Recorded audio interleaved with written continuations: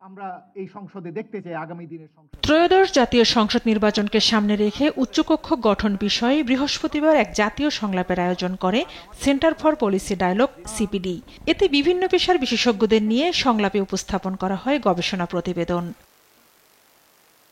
CPD বলছে, সংবিধান ও নির্বাচন কমিশনের প্রস্তাব আনুপাতিক প্রতিনিধিত্ব বা পিআর বিষয়গুলো আলোচনায় নতুন হলেও বাংলাদেশের রাজনৈতিক বাস্তবতায় কার্যকর নয়। দ্বিকক্ষের তত্ত্বীয়ভাবে জিনিসটি অনেক অ্যাপিলিং, কিন্তু এটির বাস্তবতার বিচারে অথবা বাংলাদেশে যে পলিটিক্যাল কালচার এবং সেখানে যে ধরনের পার্টিজানশিপ কাজ করে এবং সেখানে যে ধরনের প্যাট্রোনেজ সিস্টেম কাজ করে, এই সিস্টেমে এটাকে ম্যানিপুলেট হবার আশঙ্কা রয়েছে এবং সেই হিসেবে আমাদের কাছে মনে হয়েছে যে এক্সিস্টিং সিস্টেমটাকে আমাদের গুরুত্ব দেওয়া দরকার।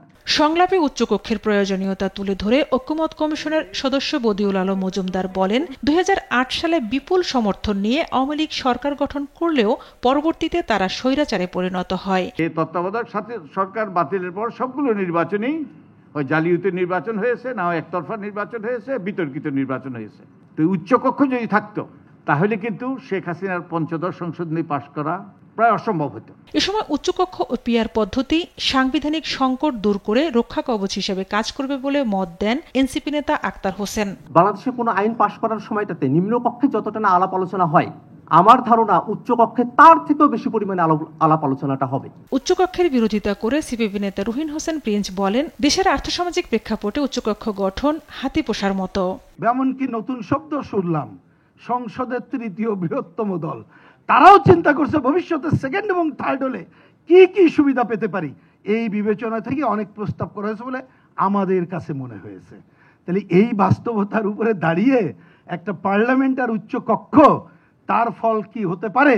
এইটা একটা গরিবের টাকায়, সাধারণ মানুষের টাকায় নতুন করে শ্বেত হস্তি পোষা ছাড়া এবং নতুন ধরনের আরো কিছু জমিদার তৈরি করা ছাড়া অন্য কিছু বাংলাদেশে হবে বলে আমাদের কাছে মনে হয় না। সংলাপে দেশে গণতন্ত্র বারবার হোঁচট খেয়েছে উল্লেখ করে বিএনপি নেত্রী শামা ওবায়েদ বলেন, উচ্চকক্ষ থাকতে পারে, তবে পিআর পদ্ধতি নয়। অবশ্যই আমার ফার্স্ট আনসার হচ্ছে হ্যাঁ, উই এগ্রি যে আমাদের উচ্চকক্ষটা যদি থাকে পার্লামেন্টে, এটা যদি ইন্ট্রোডিউস হয় তাহলে এটা পার্লামেন্টকে অ্যাকাউন্টেবল করবে।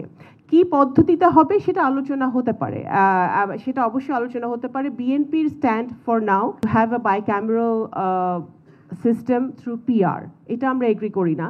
বাংলাদেশে একটি সুষ্ঠু নির্বাচন অনুষ্ঠিত করতে সব ধরনের সমর্থন থাকবে বলে জানান বাংলাদেশে নিযুক্ত ইউরোপীয় ইউনিয়নের রাষ্ট্রদূত। ঝর্ণা রায়, দেশ টিভি, ঢাকা।